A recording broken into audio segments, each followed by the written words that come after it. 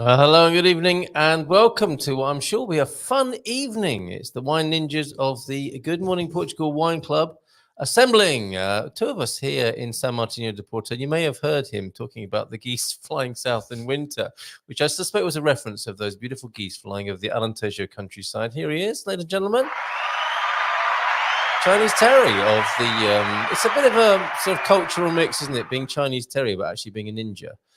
We know we're all over the place with our various stereotypes. Basically, we will do our best to entertain you this evening. And whilst we're drinking Alentejo, I was going to say red. It may be that people have brought white wine from the Alentejo. How are you this evening? Rebels. That's all I can say. Okay, and how are you? Glad to be on the Silver Coast? You're asking me? Yes. Yeah, always glad to be on the Silver Coast. What a lovely day it's been as well. It has, isn't it? Did you see the sunrise this morning? I'm not sure what you mean. Literally. Obviously not. Okay. All right. I'm going to move on and bring you some of your relatives onto the screen. Look at this. Woo! Garvo's gang. Gary's gang are a very famous disco outfit, not the same one as featured here tonight, with the great Ben Austin, Linda Austin, and Garvo Austin on your screen this evening. How are you, folks? We're all good, I think. Thank you. Yes, definitely. I'm still pondering, though, that my brother actually looks more like my friend than he does at me. So I'm really kind of off put by that one. Yes, you can do that. I mean, I've heard it before, but I do love that joke of yours. One in four people on this planet is Chinese. Turns out it's your brother here, right? I know it's not me. I know it's not Linda. Okay, it's not me. Right. Definitely not me. It might be Carl, or it could be my brother Waylin. Good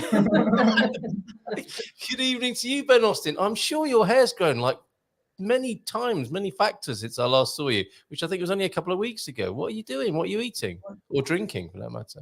Mainly wine. So okay, we'll keep it up. It's working. Me and your dad should try it. It's a lovely bouffant. It's absolutely fabulous. Well done. So thank you, Ben. Thank you, Linda. Thank you, Garbo, for being here. And of course, Johnny Cocktail in the Algarve. In, as he put it, his happy place. This is your own home bar, is it, Johnny? It was a surprising addition to the place. It wasn't on the initial scouting video from the landlord, and I was thrilled to have this place, this corner that I can occupy in the apartment. Yes, and it came with the house. The bar did, not the contents of the bar. Fair enough. No, sometimes in a Portuguese house you do get some flagons with red wine in, and you're really not sure whether they're good or bad, and they're just left in there. But I'm guessing they wouldn't have left you Bacardi and Bombay Sapphire and Beefeater gin. So you stocked it up beautifully. But the furniture itself was in the apartment. That's I can't wait till you have the opportunity to see it in person. I can't either. So thank you for being here virtually, and we'll make that happen. I'd love to come and try the marvelous cocktails that we've heard about that you mix up, that you're an expert in. So looking forward to that, and looking forward tonight to drinking an Alentejano wine with you. You made a great debut last time, and thank you for coming back. I appreciate the opportunity. Thanks. Good. All right. And last but not least, and I think the Bleachers will be joining us as well. They're probably sending me messages elsewhere to get the link to join us on the screen. But last but not least, certainly for the time being, Michael and Catherine as well. I think also in the Algarve. Good evening to you, Michael. Good evening. How are you? I'm well, thank you. Yeah, pretty good. Just been doing a little live stream on Portuguese news with the farmers and the police and the election coming up. So it's nice to have a little bit of light relief in the form of a drink and talk about the wines of the Alentejo. And how about you? How's your day been down in the south? Oh, well, I could love to say it was a fabulous day, but I made, between Catherine and I, we made 1,650 calls to IMA. Oh, yes. And got through about 5 o'clock. Only to be told, oh, no, there are no appointments available. No. Whoa, dear, I'm so sorry to hear that. So you're ready for a drink as well, basically. I've already had one. Right. Yeah, I guess, I mean, it might be that the Portuguese immigration authority and winemaking industry are in cahoots with each other, because one could quite happily Yeah. try the other, could it not? And I mean, is that exaggeration? I mean, how many calls do you think you made today? I'm serious. No, I've counted them on my phone. It's 1,640. That is Catherine did, extraordinary. Catherine did 400 and something, and I basically spent 9 hours on the phone. Unbelievable. Only to be told by the end of it, sorry, there aren't any appointments anyway. Yeah, they said we opened it up last week and we gave some out, but there are none this week, maybe next week. And yet a couple of people did get them early this morning. We found out from Facebook. So. And I'm sorry to dwell on this, but you know what is their sort of attitude like? Are they very matter of fact about it when you finally speak to them? Yeah, that they just say there are none available, and there's no point bemoaning the fact that we didn't get it when we were in at the consulate. I've already had long talks with those guys. They say we have nothing to do with it. It's SEF who decided if you got one or not, which I believe them. I mean, why? I'm sure they don't schedule them. So.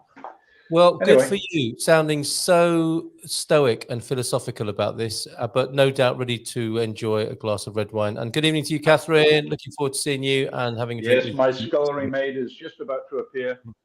Oh, okay. Good evening to you, Catherine. Nice to see you. I was getting worried there, Catherine. I thought you might have had a few already and slipped under the table because there's an empty chair there. She's got to put her ear in.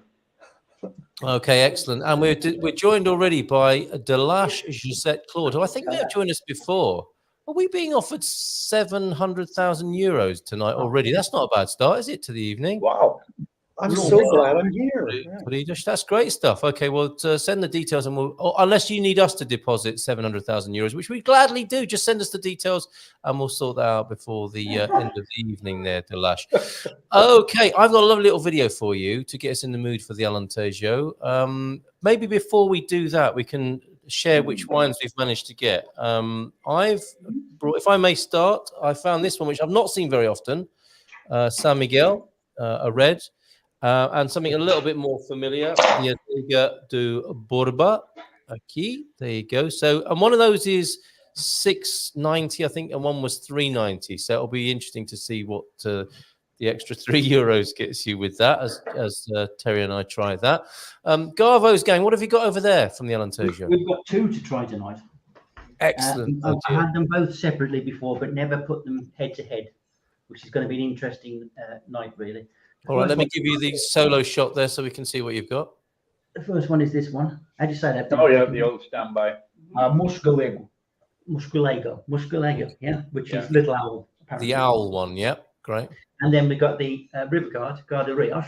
Ah, yes, yeah, Kingfisher. And they're both signature wines, so they're both equally paced and just equal in all sorts. So it should be interesting to see which one comes out on top. Very good. Thank you very much indeed. Okay, Johnny, what have you got? I have an Albanage Carasso Real. I selected it because it is a single grape varietal. It's a 100% Syrah. Okay, excellent. Yeah, 100% Syrah. That's very interesting. And that got an instant liking from Frank, who's tuned in tonight, I think. A love heart suddenly appeared when you held that up on the screen. That's either for you or for the wine, Johnny. And Mr. Perkins, Mr. Alentejo himself, is tuned in. Both of you gentlemen are very welcome to join us. San Miguel over the Borba. Okay, so the €3 extra worth paying if you're Mr. Perkins there by the sound of it. Looking forward to trying the difference and knowing the distinction. And Frank, look, nice seeing all your beauties there. So either of you, both of you, you're very welcome to join us. And I'll put the invite screen onto the chat now for anybody who might want that, including you, Pete and Diane, I suspect, who had 4 litres of Alentejo red on the desk ready for this event. So maybe see you for that in just a moment. The Whitleys, what have you got? Another interesting one. Oh, lots of animals tonight on the labels, right? Yeah. That looks classy, that one. This is what you might call the hair of the dog. It is a hair. The hair. It is Gina de Lebres. And this is this guy Paolo Laureano. It's another wine from Vitigueira. If you remember the last time we were together, we picked one because it's one of the tallow wines.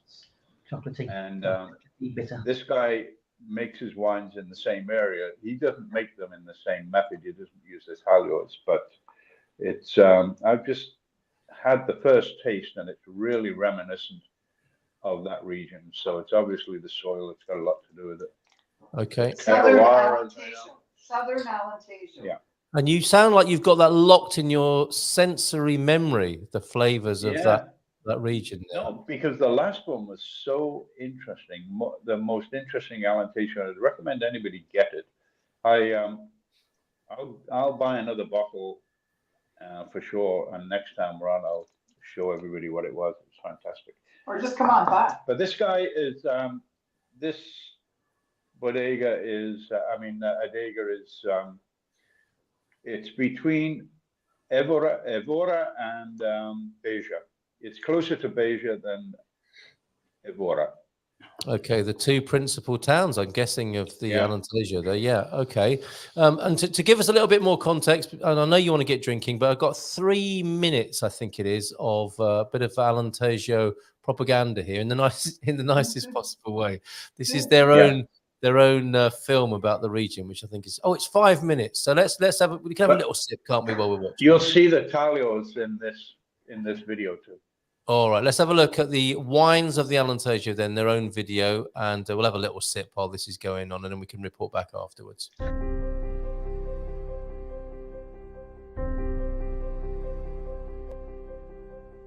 There is a strong link between the Alentejo and wine, which can be seen in the presence of vineyards in the region which date back over 1,000 years, giving it a history which is as rich as it is diverse.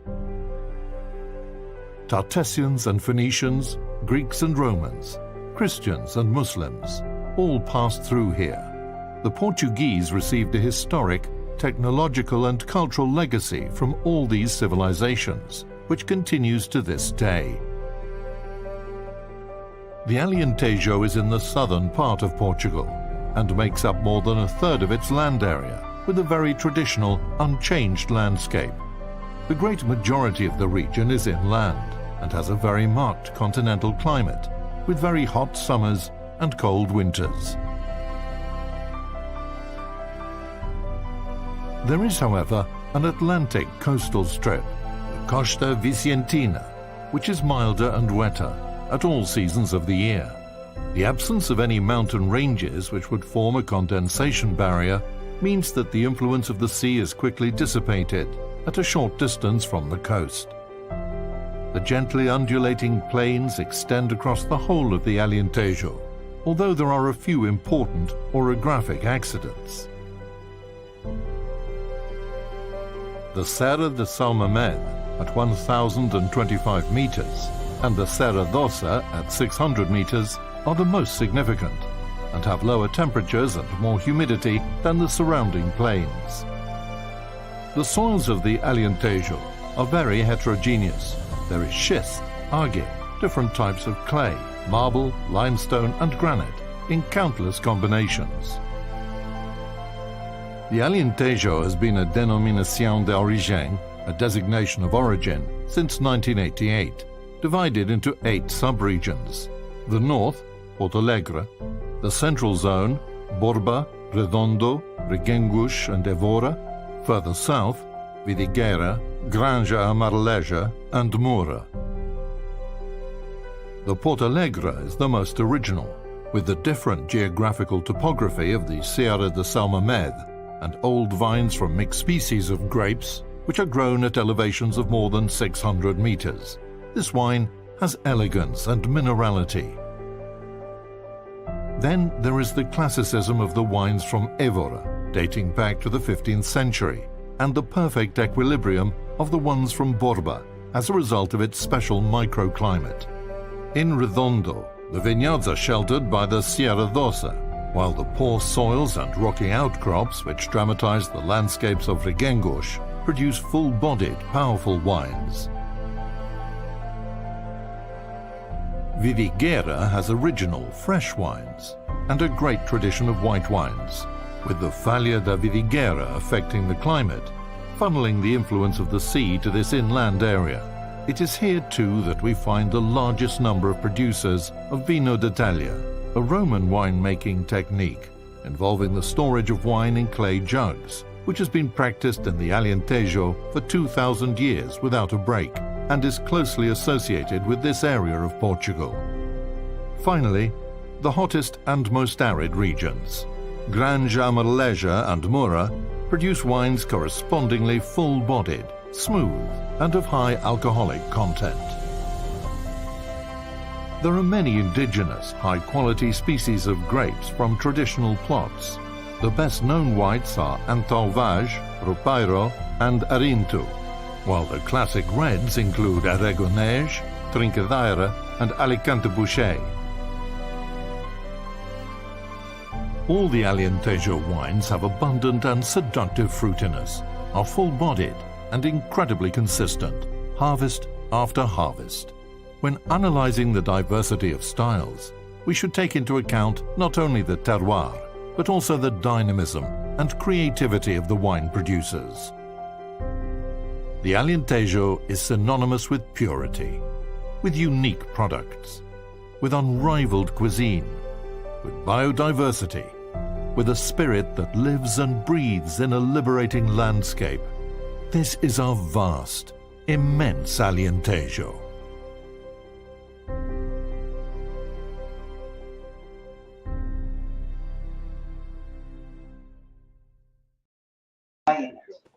Wow. So yes, Alentejo. What's that about? Yeah.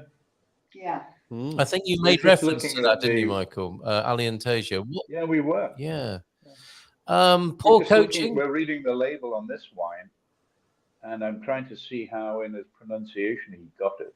No, this is Alentejano. Alentejano, this label. Yeah.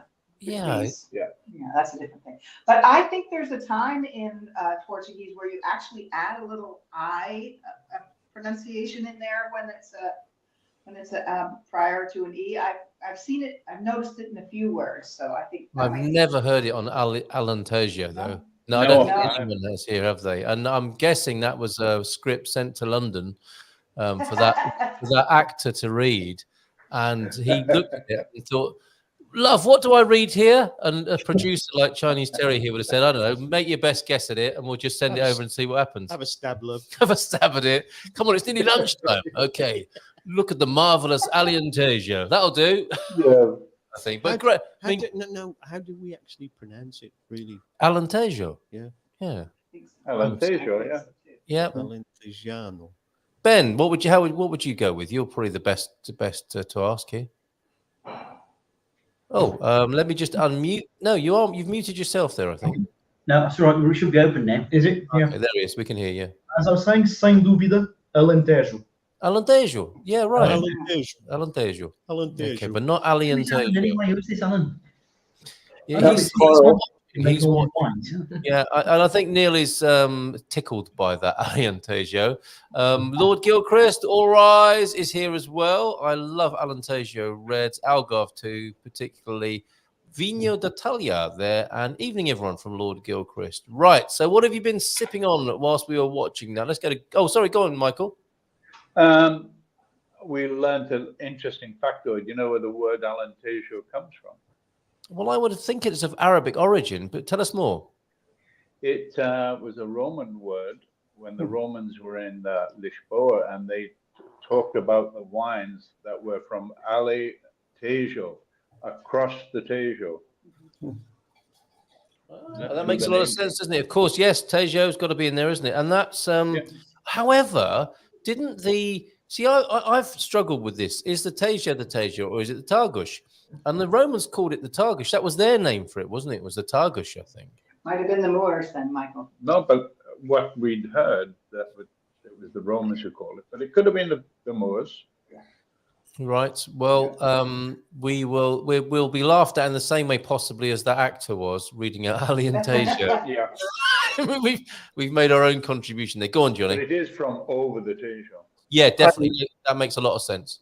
I really did enjoy the video. It showed and educated immensely. And if it would be possible, can it go into the show notes, a link to that? I have visitors coming that I would like to direct to that, so they'll have a chance to see that before they arrive.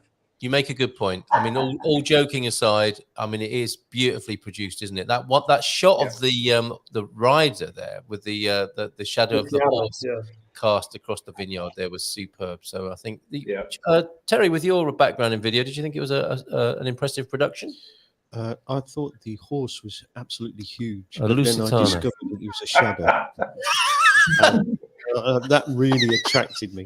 Yeah, come on, it was a there was a lot of sort of moving sort of choreography. The cutting wasn't too drastic, and they held a steady camera, smooth sort of speeds and pans and zooms. Yeah, it was all very stoic and very solid and very had a lot of gravity to it. very nice, very nice, very nice. And I think it came. I took it from, borrowed it from vinhos.alentejo.pt as well, which is a great resource. Wines of the Alentejo, and their strapline is very good, but it escapes me for the time being. But I'll definitely cut that or copy and paste that. It escapes me. yes, the Alentejo. It escapes me right now. So there you go. There's a link anyway to the website that's all about. You do have it. You do have it in your Gumpers. We have got it somewhere. It just escapes my mind for the moment. That's right. I'm sure after a couple of glasses of red, I'll remember it again. No problem at all with that. No, it's in Gumpers VIP. It is over there. Yeah, absolutely. I'll just have a little look at that while we're talking about the wines then. So let's go back to Garvo's gang and let us know what you think of your first tasting of the wine. Our first volley has gone down well, generally speaking. It's as I remember it. It's a curious wine, this one, because it's got like a very sweet introduction, which is what I like. But then you get a strange bitterness, and we've kind of pinned it down to like grape seed. I don't know what you call. I forgot what the word is in English. The mustu. You have the grape juice. Yeah, the must. Like the pith and all. Yeah. The mustu. I believe it comes from that. Yeah. It must be fermented with that. It must have a fair amount of grape skin within the brew somewhere.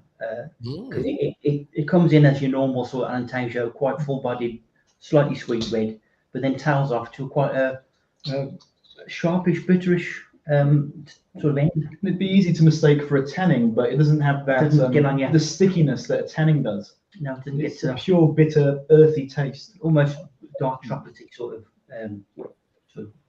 twang to it.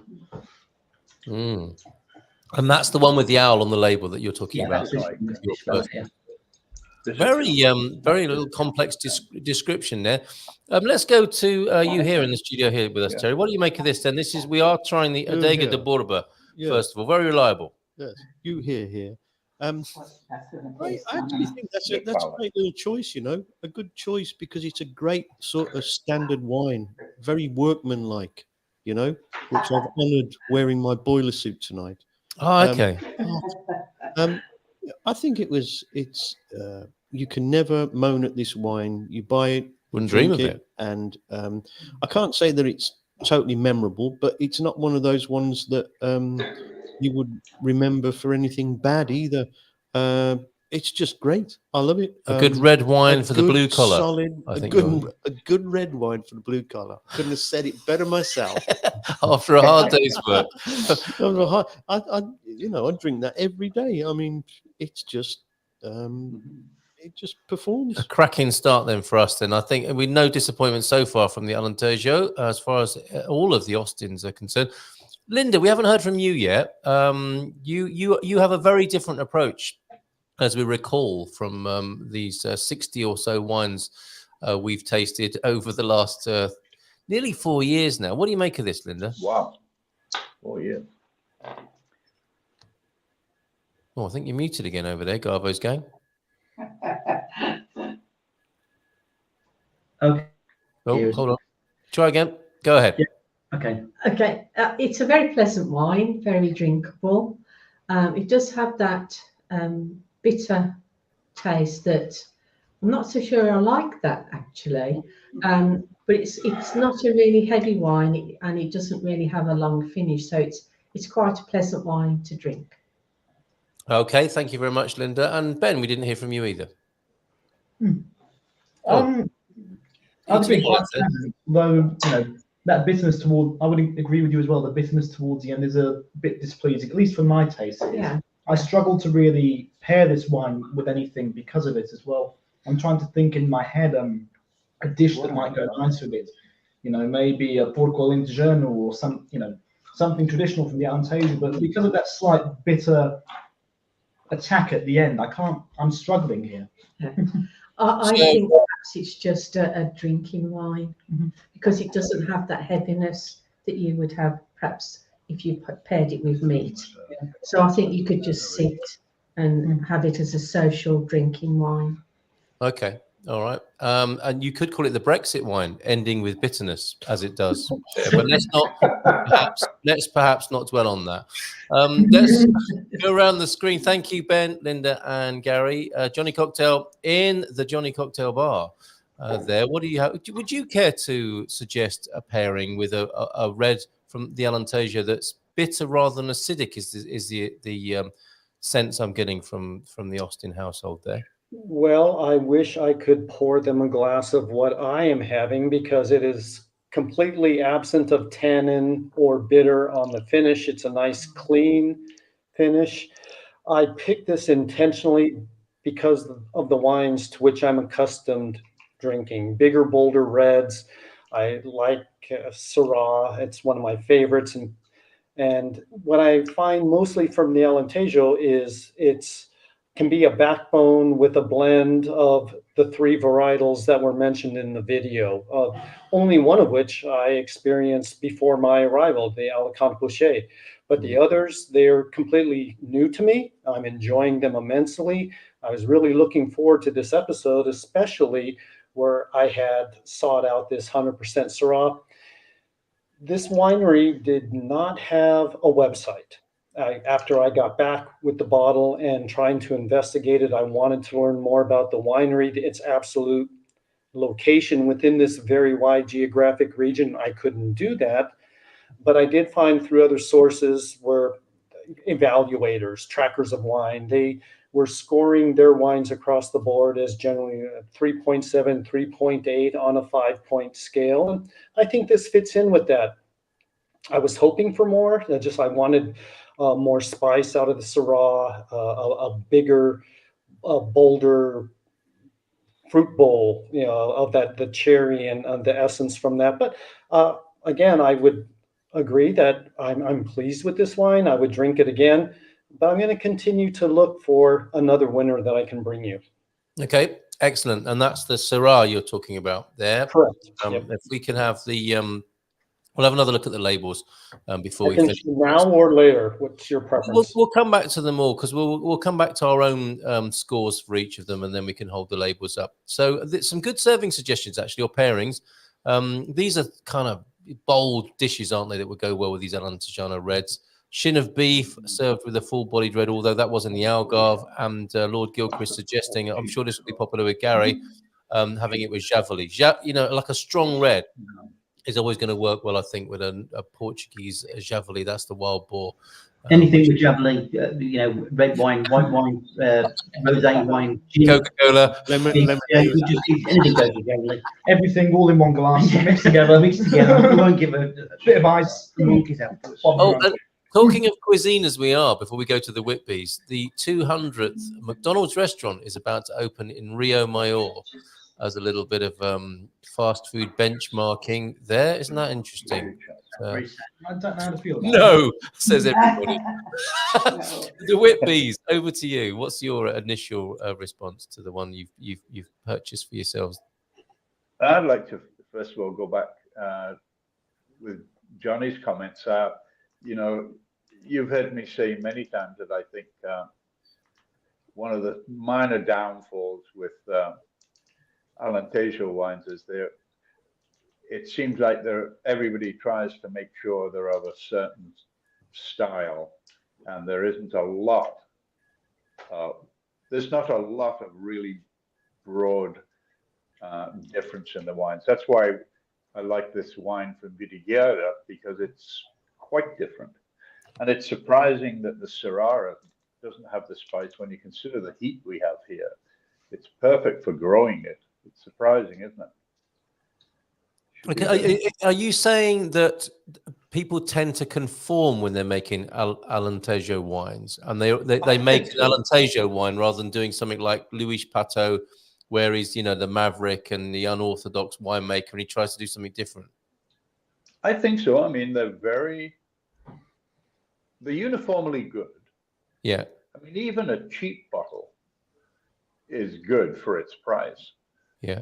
But they're very much of a muchness to me. I mean, I can pick up what they're trying to do with it, but they're you can get bored easily. I've found already I'm starting to look further afield to see if I can find something that's quite different. Okay. So nobody's taking any big risks in the Alentejo as far as you're concerned. These guys are. I think the people in Vidigueira they've been making wild wine in the towers for a long time. That's really taking, that's stepping outside the box. Well, it's not really, because they've been doing it for 2,000 years. So it's really not stepping out, is it? Yeah. Yeah. How many generations Anyway, would that be? it's surprising. Anyway, the wine we have, this, as I mentioned, it's from Vidigueira, and it has a grape in it that I've never had before, and this is the Alfrochairo. And I haven't seen that anywhere else. It's Tricandaira and Aragonese, and the last one is the Alfrochairo. So obviously it's a lesser percent, but it's amazing nose on it. I mean, it's like somebody's got a leather satchel full of strawberries. Oh, that's nice. Great image. Yeah, I like Great that. image. Yeah. Yeah, it's really. I love my leather satchel Really, yeah, leather satchel. and my sandals. It'll be a saddlebag because you can get the sweaty horse with it then too, you know. So. Oh. Well, it's going a bit Steady. too far. Yeah. And I have this theory, right? And I may have said it before, so I apologise if I'm going over the same ground. Is that your Douro wines, and this is my own personal take on it, right? Have a slightly colder taste to them, probably because they are a more northern wine, a little bit more French in style, and sometimes they can be a little bit more tannic, a bit more slightly drier outside. And then obviously when you come down to the Stubble region and the Tejo, you get the full-bodied, full heat, you know, the big flavoured, juicy wines, which is not everybody's taste. This is where, you know, the land that I inhabited, this is the place I love. And then you go to the Alentejo, and I think they kind of slip somewhere in between. You've got that taste going on, but it's kind of tempered and refined a bit with a bit more sort of depth to it. So that's the way that I see it. Do you think? well, they're also Alentejo very wine- lucky. They have consistent weather pretty much, and that helps a vintner really nail it every year. I mean, they do have great years like everybody else has, but their weather is pretty normal. They get the same weather almost every year. You know, there's very few years when they get crappy weather. So And that's the Alentejo you're talking about. Yeah, and that helps them. Let's define the Alentejo. Come on, wines then. Are we saying that the Alentejo wines are a bit Vegas, a bit brash, a bit light? Are we sort of Vegas as in the place rather than the nerve? Yes, Yes, the place, okay, not the nerve. I don't know where the nerve is. Right, okay. Oh, my Vegas. No, I don't think no one's saying that, are they? Are you saying that? I'm No, saying it. I was in You're Vegas. being last bold week enough and to it's say not- I'm saying that for me, I like Vegas. You know, I like the lights, the glamour, the Seeing Barry Manilow. about David Cassidy. Yeah, all of the big names. He's gone now, though, hasn't he? Copperfield. Yeah, Copperfield. The Brat Pack. Blue Man Group, all that. Are we saying that Alentejo basically is not so subtle? You know what you get. It's full frontal. It's deep. No. No, I don't think No, so. no. That's Or I'm just saying correct. Matches Rosé is what you've just described, really. No. Possibly. I'm saying that sort of mantle probably belongs to, and forgive me if you live there, the Tejo region and the Strabol region. They're the full flavoured, Yeah. in your face wines. You know, they take no prisoners. They come at you with full flavour. Some people may say that's a bit rustic and a bit sort of, you know, but when you go to the Alentejo, you've got that, but it's tempered with a bit of, you know, style and shape, possibly, you know, a little bit Tradition Dourish. and So tradition. it's a mid wine. It's a midpoint for A me. bit more refined. Yeah. Yeah. Yeah. No, I don't know. No, they are. So a slight note of contention here between the Austin brothers on this, on their appraisal of the Alentejo. Michael, I think you had more comments to make about the. Yeah, I did. I want to just say I was in Las Vegas last week, and this definitely isn't a Vegas wine. Where did you go, Mike? For one thing, Las Vegas. I went to a Yeah, but where in Las Vegas? Where were you, kid? He wants to know.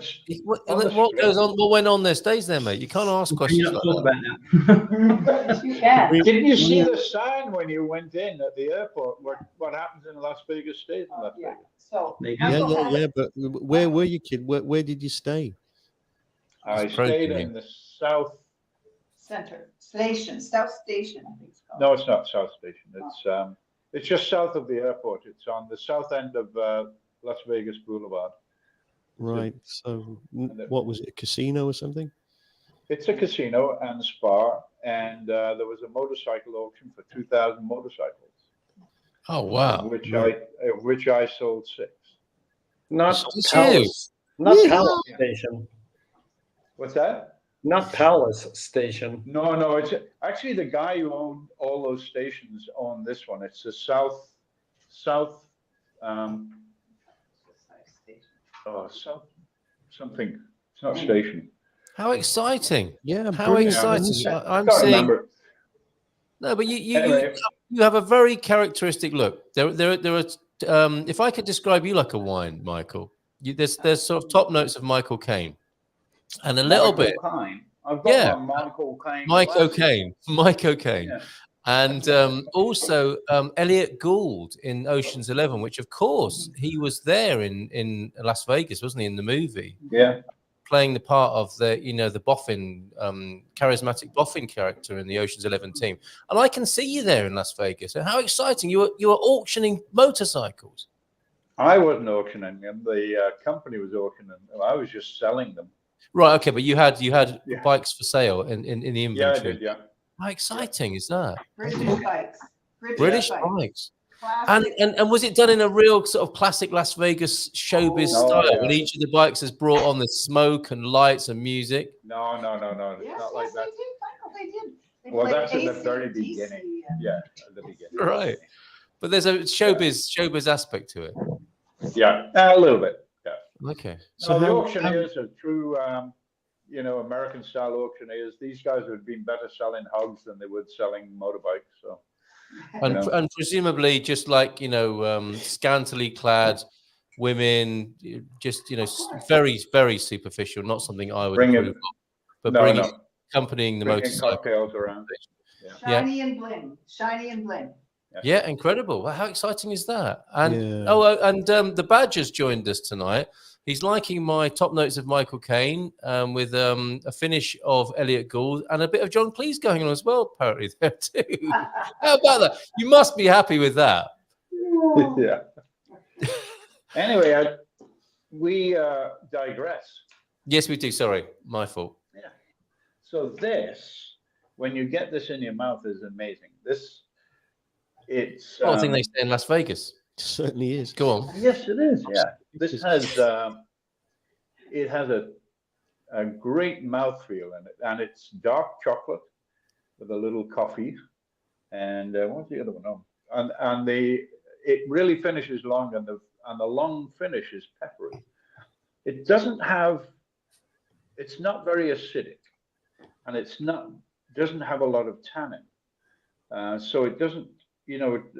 Acidic wines are great because it has you going back for another mouthful all the time because your mouth is drooling with. That's what acid does in your palate, and this doesn't have that. So it's quite dry at the end, which is a bit alarming. I'd rather have it the other way.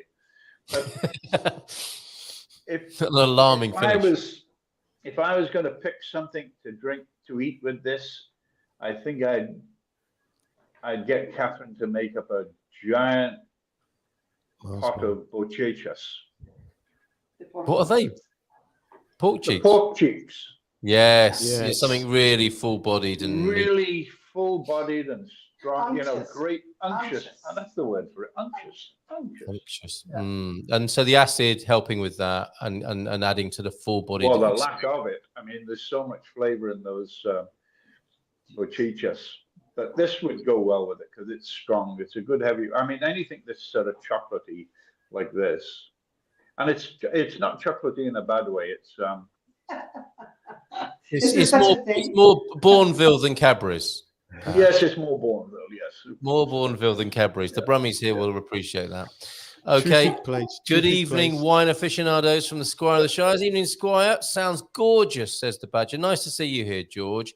And Neil Perkins, I think you need to drink more wine from the Alentejo. He may be taking our judgments of the Alentejo a little bit personally tonight as an ambassador of the region. Many grape varieties and soil types, lots of blends from different producers. And although I agree as a general type, they are big, full-bodied wines. Without the bigger Alicante Boucher, Aragonés, Cabernet, and Trincadeira grapes, there are some lighter and drier choices.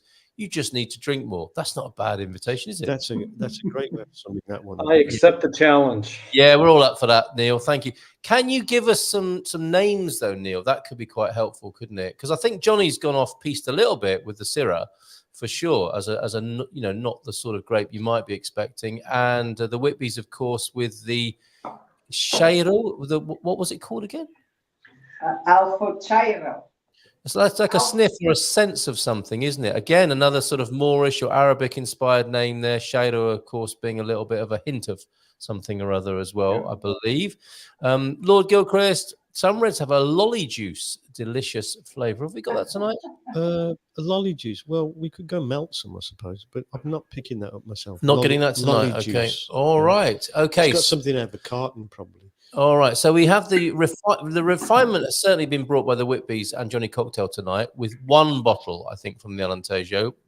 Others here have chosen 2 bottles to go at. So we will do that as well. We've started with the Adega de Burba, haven't we? And it's been thoroughly respectable. It's been respectable, solid, no complaints. And we're going to move on now to this one, which is the Haddad de San Miguel, which is being drunk by Michael and Aaron Miranda de Corvo tonight as well. And Garvo's gang. Oh, and we might get around to that one as well. Well, he's really, I'm feeling a bit hurt now. Are you? Yeah, he's kind of missed this one with the yellow label out. Okay, this is the front. point where we refer to the heavyweight wine aficionados among us here, and Johnny Cocktail and the Whitbys, we're talking about you. Now, the wine club has changed me. I don't have a cellar. I tend to buy the wine for the wine club on the same day as we're going to be drinking it.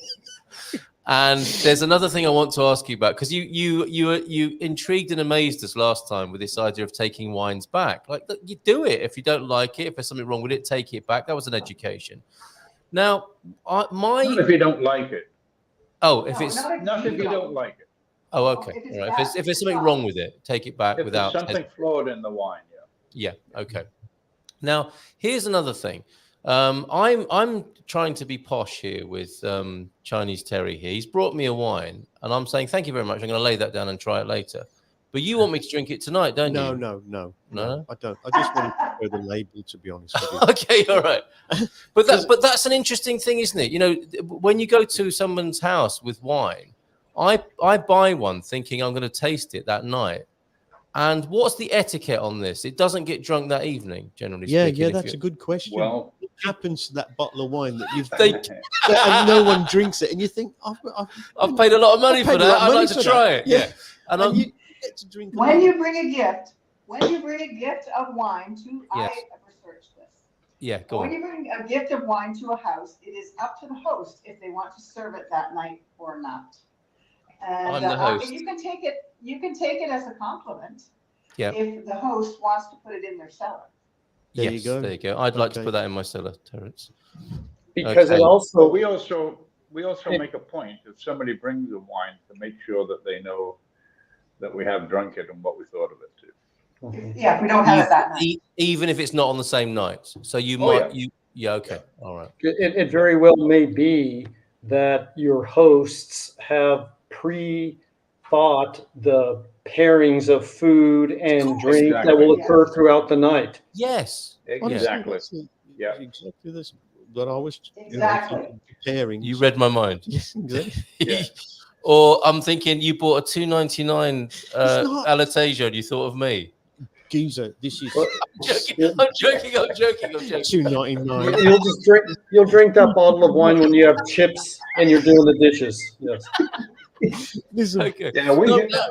This is decent. This I'm is. glad I asked because you know these are the sort of I don't know, they're almost like the things you're afraid to ask, aren't they? Because opera, fine wine, these are areas of life where Great it's question. embarrassing to ask questions because by asking a question you're exposing your ignorance No, in the but matter. I love the fact that you ask these awkward questions. That's Right. what we have to do because so many people will not ask an awkward question and pretend they know. Yeah. And I Yeah. hate that. Yeah. You know, you've got to ask these difficult questions like, why haven't you opened my wine? Because it's going in my cellar. It's going in your cellar. Yes. So now I'm happy. And the now. Whitbys have told me that if I just send you a text when I drunk it to say it went beautifully Went beautifully with some leather satchels. yeah, exactly.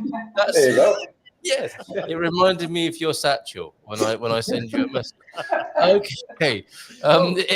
If the host has already paired wines and have a selection, of course, there you go. It may not get opened. Yeah. There's no need to take it personally. Johnny's exactly right.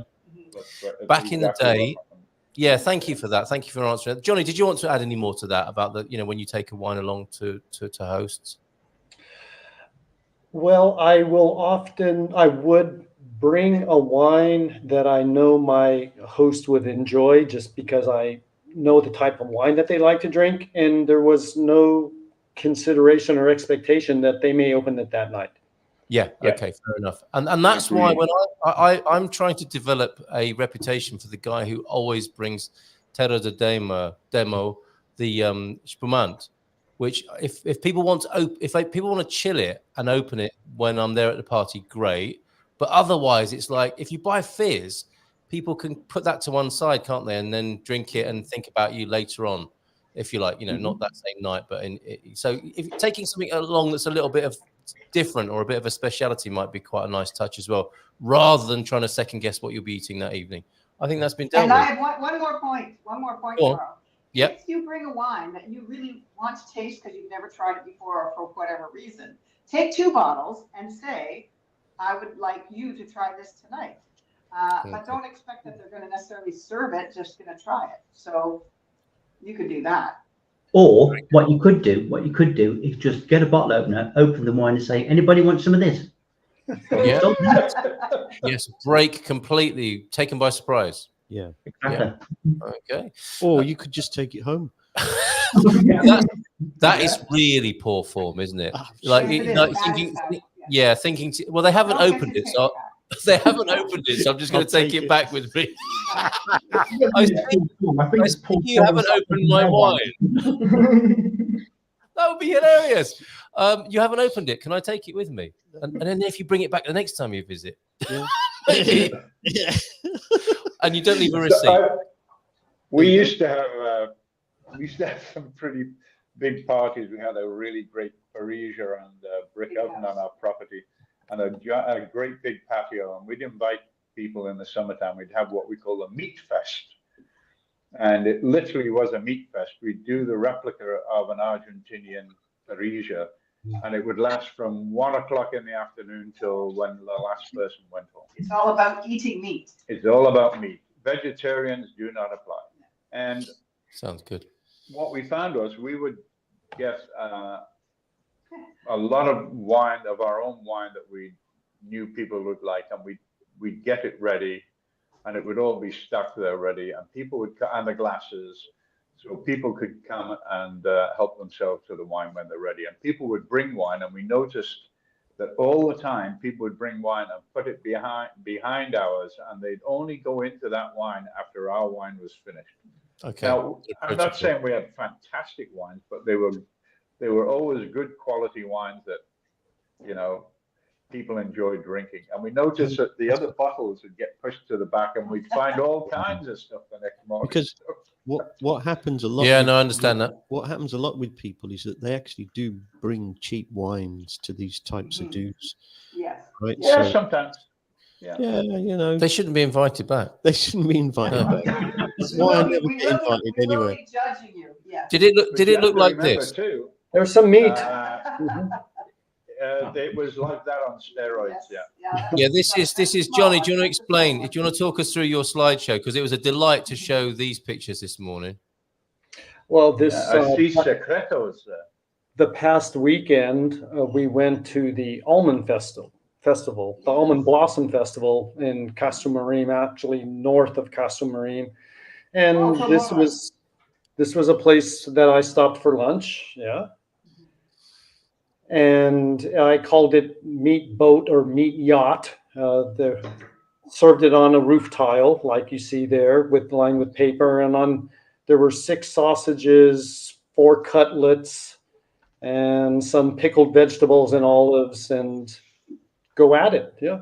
Yeah, looks good. And is this the same place, or is that where your ultimate destination? Yeah, that's the drink place that was at the same place. We were there as well, Johnny. Oh, okay. So you guys were there. Sorry, I missed you. Yes. No, that cerveceria is from La Ira. Yes. Yeah. And they served delicious beers. I heartily endorse their beers. Yeah. Yes. Okay, well, quick shout out then for Craft Beer Corner, which starts this Wednesday. Owen's going to be in from 9, and we're going to have James from the Anson Brewery in Lorignard talking to us at 9:30 on Wednesday morning. But I've not seen Seneschal before in Leiria. That photo is from a beer maker. That one is from Leiria.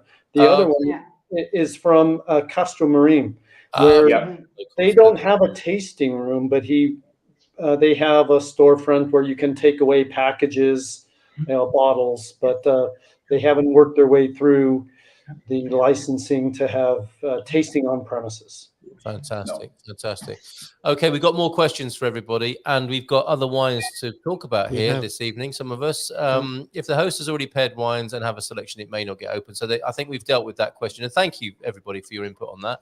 What's a good wine for your lawyer, accountant, and building admin when meeting them for the first time? That is a great question, isn't it? Portuguese etiquette. Be prepared to be outdone by your Portuguese host. That is a standard thing. Would you say, Terence? What does it mean? Being the giving here, you need to prepare to be outdone by your Portuguese host. You can't outgive a Portuguese person, I think. That's true, because it comes back, doesn't it? Yeah. As soon as you give them something, it comes back double. Yes. Right. And then you give them something else, and then it comes back. That's and right. It's this embarrassing thing that never-ending cycle of like giving. Yeah, fruit on the doorstep, You end up fruit on the taking kitchen your table. trousers off and Here, take my trousers. No. no. That's it. Yeah, I understand what you mean now. Yes, I can see that. It's a weird thing. It's a lovely thing. Yes. It's, where else are you going to get this? But you give and they give and you give back and it comes back, and it's a never-ending cycle of Your first gesture, then, if you're giving a bottle of wine to your accountant or professional, what would you give? Let's go around the room on this. So what would you give, Terence? Bottle of Macasson from my country. Garvo's gang, what do you do in this situation? Hang on, sorry, we were conferring there. Because we're conferring, we missed the question. What's that? If you're giving a bottle of Portuguese wine or a bottle of any wine to your professional, it may be your lawyer, accountant, or building admin, the housing associate. The condo representative, somebody you want to impress and meet for the first time. What would you give? Take a box, because by the time they finish, they're not really going to care, are they? Let's be honest. By the time they finish the box, volume just get smashed up your face. Quantity, not quantity for Garvo there. Johnny Cocktail, what would you think? You've not been here that long, but what would you do? I've started to accumulate a list of favorites, and a lot of them come from the Alentejo, so it just slides into tonight's theme. And it's something you personally like, and it's a gesture of your sort of compliments and affection to say, I love this. I'd like you to like it too. Absolutely. Yeah. Okay. The Whitbys, what do you think? Well, for our lawyer, I'd buy him a box of Yorkshire tea because he doesn't drink. Oh, okay. Novel. Yeah. No, Quite a but- bargain from the pound shop too. Excellent. So the good thing is he's always sober when you talk to him. Yeah. Yeah. Good quality for an accountant. I would, if I wanted to impress somebody, I'd go back and I'd buy the first wine we bought from Vitigaira, the Talo wine. That would, because it's so different, so special. Yeah. You know, I really, I'm going to get another bottle and we'll parade it around everybody just so you can see it and try and find one because it really was so different to anything else we've ever had in Portugal. Okay. All right. Vitigator then. So from one of the big wine houses, something substantial from one of the well-respected something names. really good. Okay. A Cartusia, I think, fits into that category. That's a Yeah, name. well, that's in the same region, exactly. Yeah. Cartusia, I would recommend. Or a Terra de Demo, the Fizz at Espumant. Naunu. Hope that helps. I open them. Guests like to drink wine or beer, but I do have a wine cellar and a rack in the dispenser. So he opens any wines that get brought for the evening. How are you, my cousin? Oh, that's to Nubianet, who's also with us. Hey, winos, don't call us that. And I want to show my gratitude for helping the move to Portugal with some wine. It's a good idea, and I hope that's helped the Naunu. Good. On my lunch break, sadly without wine. Come on, pretend you're Portuguese. One little My heart goes out to you. My heart goes out to you. Without wine, life is just not worth living, is it, really? Listen to him. Without wine, life is not worth living. All right, okay. And if you're in Portugal, you could be having a glass of wine and no one would bat an eyelid, quite honestly. Avoid the Cowshed IPA. That's a Belmont special. And Barack is here as well. Olabonoy from Travansa. So what good wine do you have for all of us tonight? We will recap on all of these. Terence, what do you think of the San Miguel? Before I move on to the San Miguel, just wanted to like the Alentejo wines. Yeah.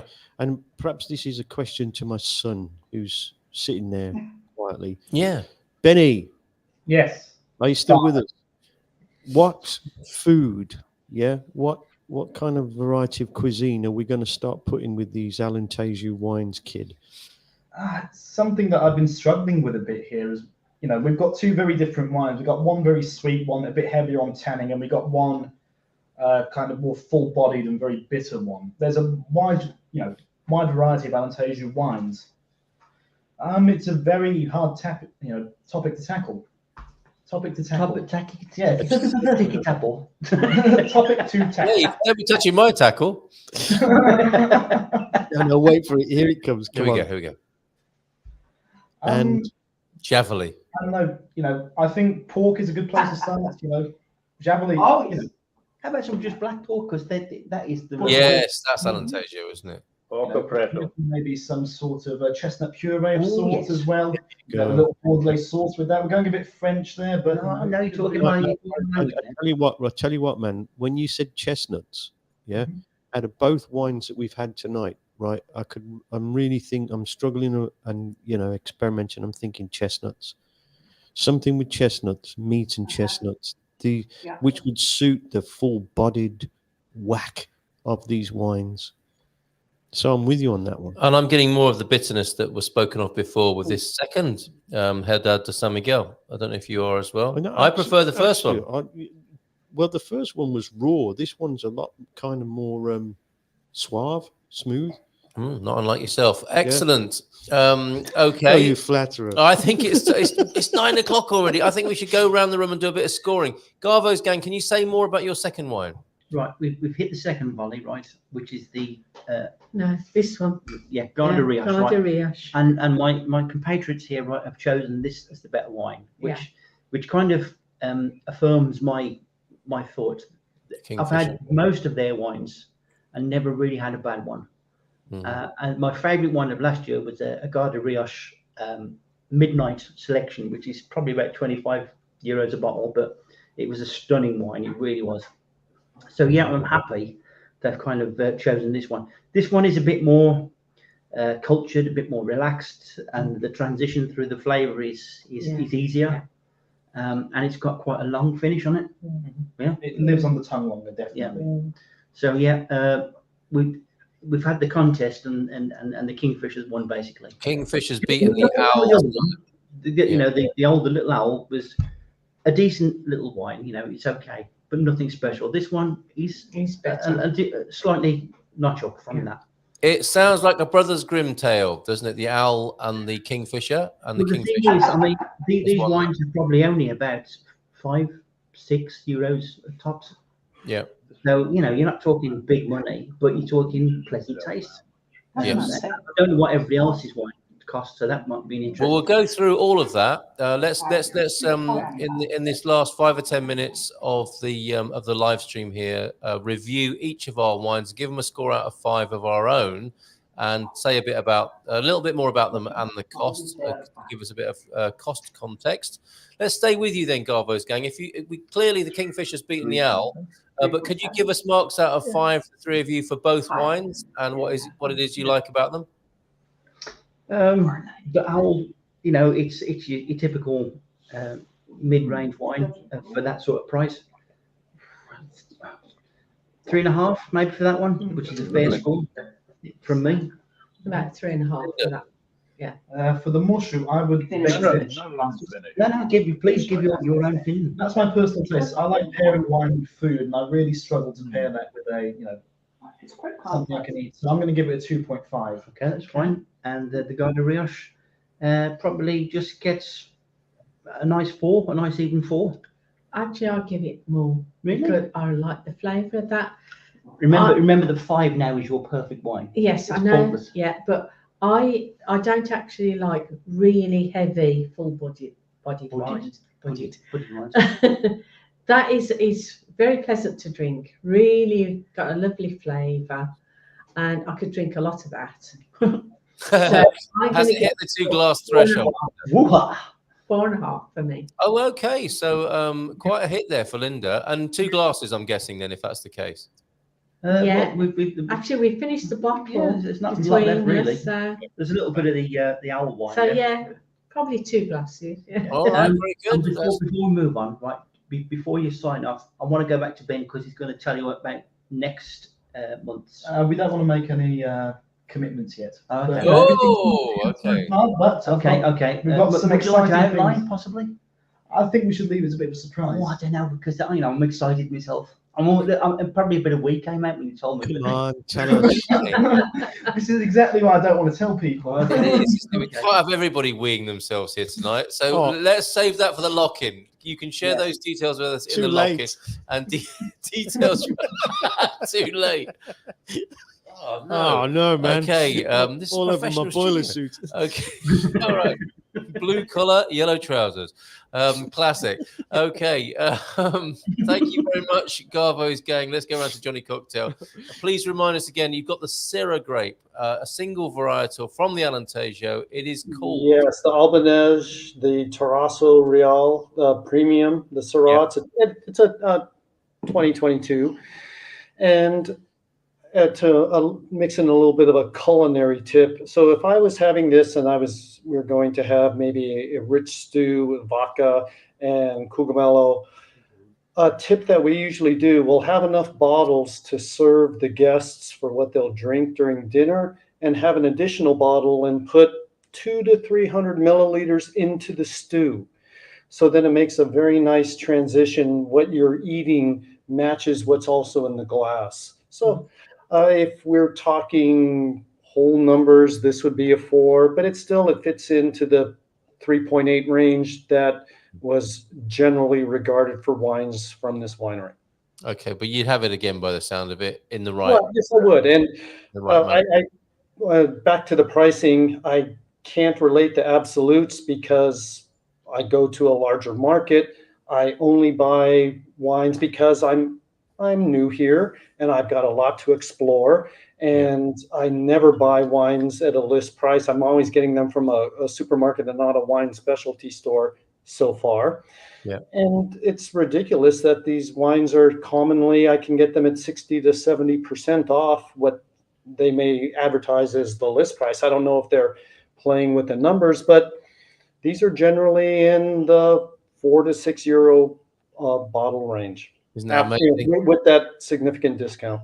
Yep, you're exciting, Frank. Here is that Johnny's bar. Yes. Johnny makes numbers sound sexy. Johnny makes numbers. Yeah, you better stop talking. You better stop talking, Johnny. No, Frank and I have a standing date to resolve. Yes. Oh my goodness. Okay, all right. Be still, my beating heart. By mid-end of May, I'll get to have wine with each meal. He says Nubidek. Looking forward to that. And Portugal's got to go enjoy the wines. Thanks, mate. Thanks for joining us tonight. So thank you, Johnny, on that. And we saw one of your receipts recently where you'd made a massive saving. It's very satisfying, isn't it, to leave one of the supermarkets and you see the not only what you've paid but what you've saved as well. They're very clever like that, aren't they? And thank you for sharing that with us in the Wine Ninjas group on our WhatsApp. Our overall WhatsApp group for Good Morning Portugal. You've made a fine debut and second appearance with us, Johnny. So thank you for being here tonight. And I think Frank is going to be WhatsApping you, well, any minute now. The Whitbees, tell us a little bit more. Could you remind us what you've got and what you think of it? And a score out of 5, please. Vinho de Lebras, and it's from Paulo Laureano. Yeah. And Vidigueira wine. Well, that's the region, Vidigueira. Alentejo is the region. It's Alentejo, Which but is it's the South Alentejo. the subdivision is Vidigueira. And really a great, actually fairly full-bodied wine and different than anything else I think you'll find generally around the Alentejo. Very good. Catherine? So, And yeah, I really liked it and I picked it, so you know. It's a good Well thing. done. Good Yeah, job. I like it. Muito bem, Catherine. And, Excellent oh, stuff. and also $4.95 at Corbu, our local store. It's Bad. not on sale, just regularly priced. So Very good. Very good. Aren't we lucky? Aren't we so lucky? So over to Chinese we are territory. lucky. Yeah. Going back to Las Vegas, I Yeah. stopped on the way. My flight stopped in Philadelphia. I had a 2-hour layover, so I was sitting across from my gate with a nice little bar. So I went in there and I thought, well, I'll just have a glass of wine. So I asked the guy, I said, have you got a nice red blend? He said, yeah, I forgot what it was, but I knew the wine. I said, oh, great, I'll have a glass of that. And then a guy came in and sat next to me, and he started chatting for a while after I'd finished my wine. So I had a beer with him. And my bill was $38 for a glass of wine and a 12-ounce pint of beer. So That's shocking, isn't we it? should all be very grateful. For Let's toast that in just a moment as before we. It was $18 for the glass of wine, and it was definitely no better than what I'm drinking. Incredible. Philadelphia Airport. Yeah. Been in that airport, paid that tab. Isn't Right. it awful? Well, you share that pain, Johnny, by the sound of it. That's incredible, isn't it? It's all relative, isn't it? Right across from gate 40. Incredible. Okay, so finally then, Chinese Terry. We've had the Adega de Borba, and we've had the Herdad de San Miguel. We've got a 380 or so compared to a 680 or so. There's not a lot in it. You might as well go with the Adega de Borba, right? That is exactly what I was going to say. Yeah. There's not a lot in it. There's a paper width in it. Right? Cigarette paper. Cigarette paper. For you working men. An analogy for your working men there. Now, I'm going to roll out a bit of a shock here, okay? Not another one. I can't cope with any more. It's coming at me all roads. Your brother's weeing in Alviagra, and now you're doing this to me. Shock. I am going to give Adega de Borba. It's almost a 5 for me. No. Yes. Okay. I'm going to give you the reason why. Go okay. on. All right. Pin I'm your ears going back to for zoom this. in for this. Yeah, you zoom in, or even zoom in for this. Stay at that shelf behind you, but go on. Just right. Now, quiet now, everybody. Right? As we bring everybody into the story of the Adega de Borba and my intense relationship with it, I have a great deal of respect for this because it is a very safe pair of hands. Now, we all have in our imagination what we conceive as a safe pair of hands. I'm not going to go into what mine is, but it is. You pay your money, right? You don't take a gamble with this. You get what you get, right? Yeah. If you drink it, you know it, and you can buy it again, and it's the same quality every time. It's A banker. basically it's a complete banker, but also basically it's a McDonald's of wine. No. Yes, it is. A Big Mac is a Big Mac wherever you go in the world. Yeah, there you go. Right. Every time you buy that wine, it is, you know what you're going to get. Now, I don't mind that. Okay. I think a lot of people, don't really mind that either, although they won't admit it. Oh, okay. They won't Challenging. admit it. Challenging. Yeah, okay. challenging. Yeah. Now, the other one, which is probably tastes a little better, to be honest. With its Frankfurt label and all that, it's got some you know, presumptions going on the there on it. Haddad de San Miguel. Yeah. I'll give it a compliment and say that that's well worth the money that you spent on it. Okay. Yeah. Which was what? Nearly €7. Nearly €7. Yeah. I'd say that's a good punt. Okay. And I use that word judiciously And carefully. A good punt. However, Total and utter punt. You might say. Whatever you want to phrase it, however you want to receive this message, really, the Adega de Borba, being average, being steady, being safe, being almost logical as a wine, and a safe pair of hands, is a good investment in comparison to the San Miguel. Thank you for that, and I think you've been quite challenging. You stuck it to the man in many senses. You've called it the Big Mac of wines.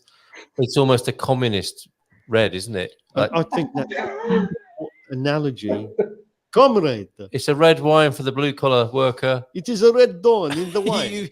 You've championed. Well, I think Adega de Borba, depending on what their roots were. Going back to the Carnation Revolution, where communist. What would they be called? Communist operatives were taking over farms and vineyards. This might come from that tradition, or you might have completely offended everybody at Adega de Borba. We'll find out in due course with that. But thank you for that. Rather risky, but that's you all over, isn't it? Unorthodox, risk-taking, thinking outside the box. Left field. Left field. There he is.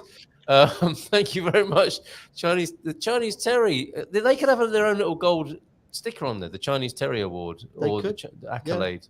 A couple of chopsticks, Oh, Can I just intervene? Help us here, please. Can I intervene? Yeah, right.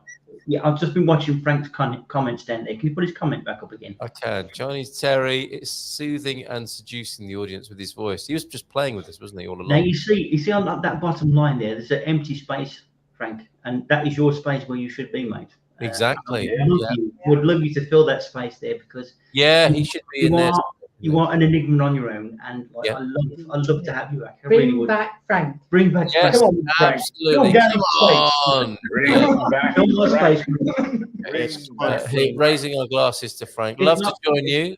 He's just got on the wagon as Paul Richards. Not sure I can do the months and 12-monther, but feel better already. Hello, mon chic water. You're not touching my 12-monther.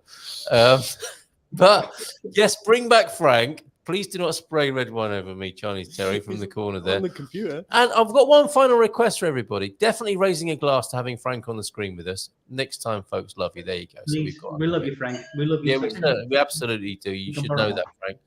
Now, sharing the love, the farmers, the Portuguese farmers. Now, drinking red wine here from Portugal. We're not a million miles away, of course, from the agriculture that lends itself to the production of great wine.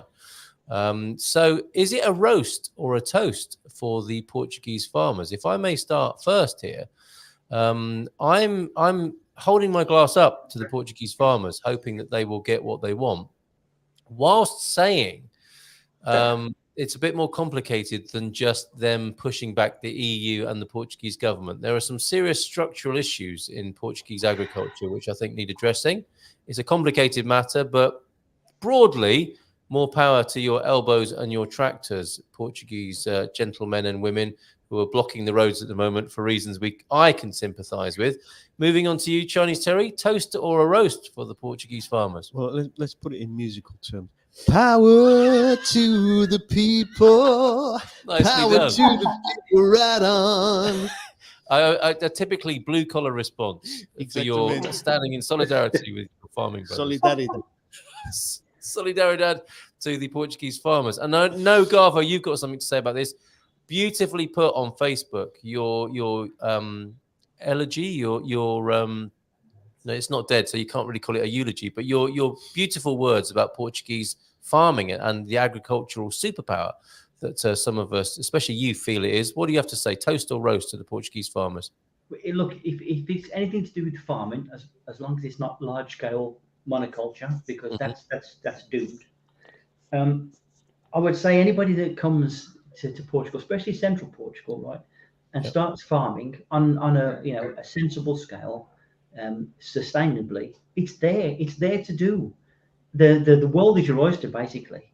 And if you had loads and loads of people doing that together, the world would be a different place. And if you have to form a cooperativa, right? Fine, that's what they do in wine circles. So why can't we do that in agricultural circles? And I can't even think of a place where they produce better fruit, vegetables, and food stocks than here. So I really think the Portuguese have got a lot to offer the world. They don't realise, do they, what they have to offer here? No, and then there are two parts to that. You never notice the well until the water runs dry. Exactly. And you don't know what water you're swimming in as a fish. And that's the two things that I think govern where we're at with Portuguese agriculture. So I'm going to take it that's a toast from you. Linda, what would you say to the Portuguese farmers? Keep it up or give it a rest? No, carry on. Carry on. Keep carrying on. Yeah. Yep. Keep calm and carry on, Portuguese farmers. Thank you, Linda. What about you? Support them. They need support.